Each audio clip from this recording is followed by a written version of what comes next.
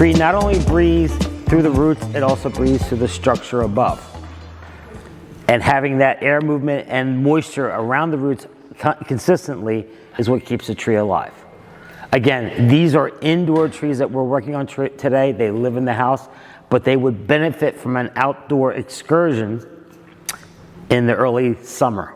Early summer beginning of May, middle of May, when it gets warm enough, put them out on your deck, enjoy them out on your deck, and then bring them back in mid-September. All our tropicals are brought back in mid-September. Okay? Does anybody have any questions before I move on? So what I'm gonna show you today is, and everybody's gonna do this, I'm gonna take this tree, I'm gonna prune it back, and I'm gonna explain to you. I'm not gonna do the pruning of it here, I'm gonna do it at each table. You can't see it from here. So if I prune it here, it's useless. So I'm gonna walk around the tables and prune it in front of you, in front of the tables, so you understand what I'm doing, okay? So on this tree, we're gonna prune it, repot it.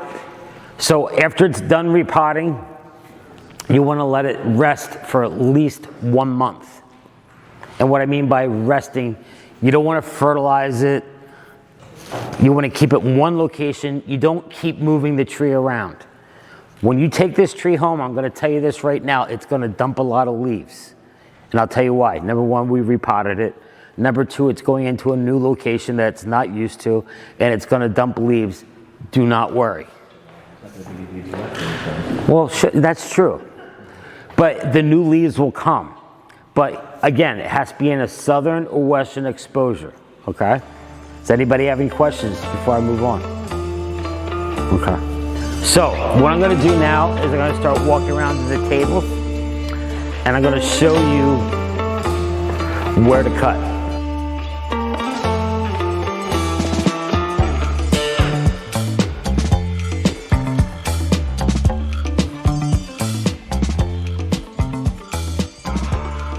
Every time you cut, you multiply times 2 on the new growth. So every time you cut, everybody's like, but you just cut that off. Yes, so what? Hear me out. The idea is every time you cut, you want to multiply times 2. You're developing what we call ramification of branching.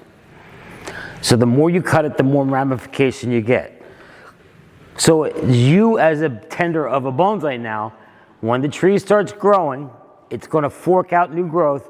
When that growth grows 2 inches or more, you're going to cut it back to 2 sets of leaves.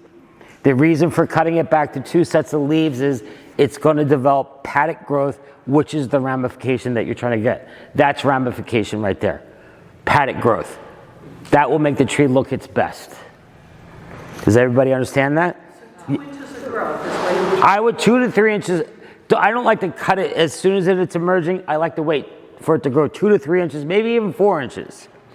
And then cut it back to 2 sets of leaves. Yes? When you say 2 sets of leaves, you mean 2 leaves here and then 2 leaves underneath? No, 1 leaf on either side. That's 2 leaves per stem. At the base, where it rebudded, 2 leaves. Leave 2 leaves. 1 on either side.